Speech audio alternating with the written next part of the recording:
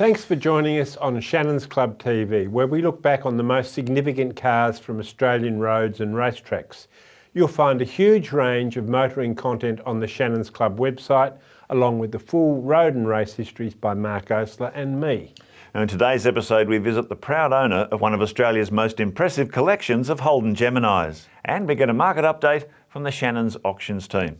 So let's take a look at Holden's popular small car that clung to its rear-wheel drive roots in the face of a global shift to front-wheel drive, the Gemini TE, TF and TG.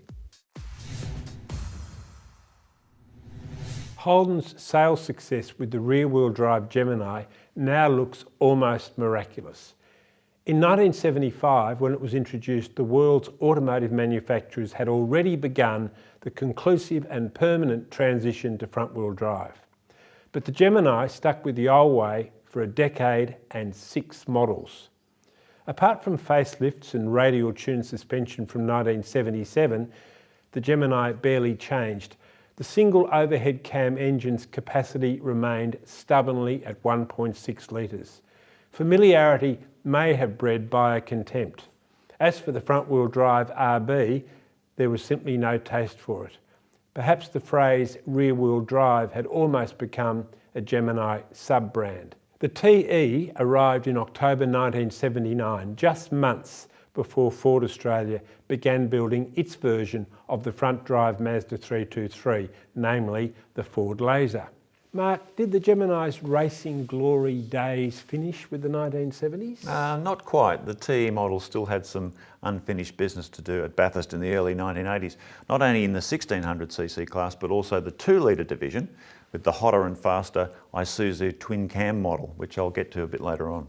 The 1979 Gemini got a facelift with new front and rear styling for a mini Commodore look, but the driving experience was more of the same, which was generally a good thing. Since getting RTS, the Gemini had been the best handling small car on the market. Initially, the TE came in 5 variants: Gemini, Gemini SL, Gemini SLX, Wagon and Van, all available only with a 4-speed manual gearbox. Then in 1981 came a surprise in the guise of the desperately underpowered diesel with a capital D, to fill a new niche in which few buyers, most of them rural residents, had any interest. The Gemini diesel's polar opposite was the country dealer team Gemini, racer James Faneco's idea of a smaller HDT. The Stage 2 version, with blueprinted and balanced engine, dual Webers and special manifold, made 90 kilowatts, almost double the standard Geminis. In 1982 came the TF with plastic bumpers and a new dashboard, followed by the TG in 1983, the highlight of which was the extroverted ZZZ, but with no more go to match all that show. Sadly, while the world had moved on, the Gemini hadn't. But as more time passes, this last of the small rear-drive sedans will be increasingly cherished. Mark, it was a shame that country dealer team upgrades didn't make it onto the racetrack. Yeah, it really was. I mean, to get those upgrades that you mentioned earlier, they had to build a minimum of 500 and they didn't get anywhere near that number. But even so, the Gemini continued to impress with a little help from Isuzu.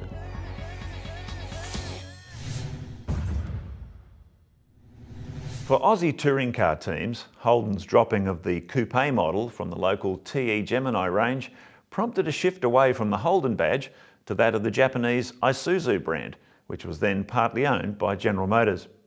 TE Gemini coupes on local racetracks were outwardly identical Isuzu versions of GM's World Car, powered by the same 1.6 litre single overhead cam 4 as fitted to Holden badge models here.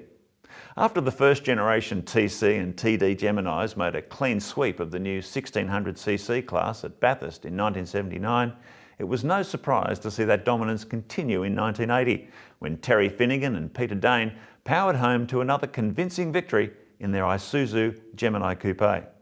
Unfortunately, 1980 was also the last 1600cc class held at Bathurst, with the 1981 class structure based on the number of engine cylinders.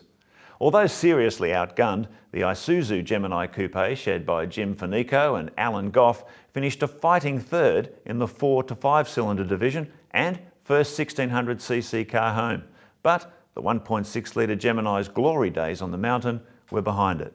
John, just thinking about how light and small and agile the Gemini was, wouldn't it be nice to be able to buy like a Gemini-sized rear driver today? They just don't exist really, do they? Absolutely right. We look back on it, we can hardly believe they had such cars, with the cars now having to have all the crash safety built into them, the room for the body to collapse, all the extra safety features, all the luxury equipment. It just makes it impossible to make a car that will seat 4 people and weigh as little as the Gemini. I mean, they were so light, weren't they? They were well under 1,000 kilograms. They were. You look at a modern day equivalent like a Mazda MX-5 or a Toyota 86, those things are like, 1,000, 1,200, 1,300 kilos. They're so much heavier than those small cars of the old days because they've got to carry so much extra gear. And small cars really were small in they those really were. days. So simple. Yes, absolutely right. It was a good time. Yep. The 1980 Bathurst 1000 also saw the first appearance of Isuzu's promising Gemini ZZR sedan, powered by a larger and more powerful 1.8 litre fuel-injected twin-cam 4. It was hoped the new ZZR could threaten Peter Williamson's 2-litre twin-cam Toyota Celica, but engine problems forced an early race retirement for Gary Leggett and David Selden. 2 ZZR sedans in the 1981 race also struck trouble. The promising HDT-prepared entry for Phil Brock and Gary Scott ran as high as 3rd in class before retiring, while the David Selden-Gary Rowe entry was seriously damaged in the infamous race-ending multi-car crash. In 1983, a ZZR finished 4th in class in the Gemini's final Bathurst appearance. On reflection, the twin-cam Gemini had considerable potential, which was never realised due largely to the complexity of its electronic fuel injection system and a lack of factory support. Had these major issues been addressed, the Gemini could well have made life much tougher for Willow and his mighty Celicas. Remember, you can build your own virtual garage on the Shannons Club website.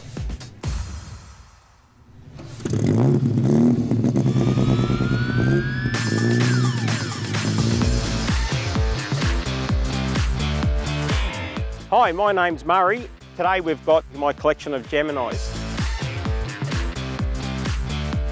Starting off with the SS,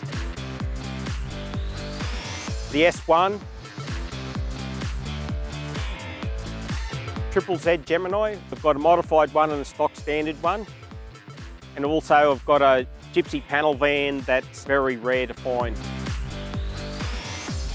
And this is my CDT S2 Bathurst Gemini. The S2 is based off an SLX 5-speed Gemini. Obviously the racing stripes make them very unique to what they are, along with the suspension packs. They came with twin 40mm downdraft Webers, 3070 equivalent race cam based off the Bathurst motor, special CDT extractors, full-length exhaust. The car is totally 100% CDT equipped. All the interior had been redone. The original Holden velour I tracked down. The radio is still original Air Chief radio that Holden put out, along with the SAS steering wheel and VDO gauges. Front and back spoilers and wheel flares. Well, you and I in the Gemini, years ago, they were an affordable car. I've been collecting Geminis since probably about 1993. If you hit a bit of rough road, you certainly feel it, but it's very stable and it'll corner into any corner with ease. They're built for the racetrack. Bathurst is everyone's favourite when it comes to motorsport. And these Geminis obviously are a part of that, which I value very much. They handle well, they're great to drive, and obviously they look the part. It's all part of the Australian motorsport history that I'm quite happy to keep preserving for everyone. All these vehicles are insured with Shannons. Shannons are great. They understand that some of them aren't registered and you can put them in lay-up cover. So while you take them to car shows, while they're stored, if anything happens to them, Shannons cover you. They're absolutely top. I plan to expand my private collection of Geminis so I can have a little bit more of the Australian motor history of the Geminis, and in particular the CDT.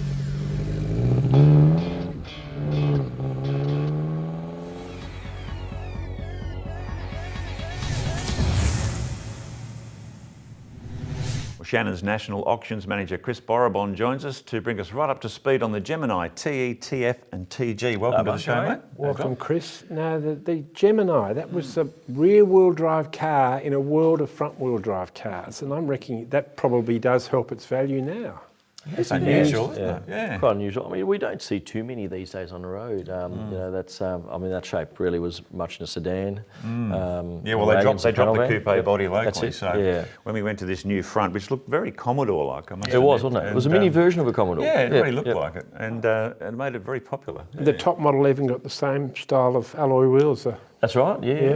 The SLE style wheels, and had the duotone as well. They went to. They had an interesting name for it, didn't they? Well, they had a number. I think it was called the Star Sign Pack, which was some sort of link with Gemini and Star Signs. Goodness knows what the marketing. But there are a number of different special models made. We had the sedans, we had the wagons, of course, and the panel vans. They kept the panel vans going. I think that was the Gypsy version. So if you can find these sort of limited edition packs, that's where you start looking, isn't it?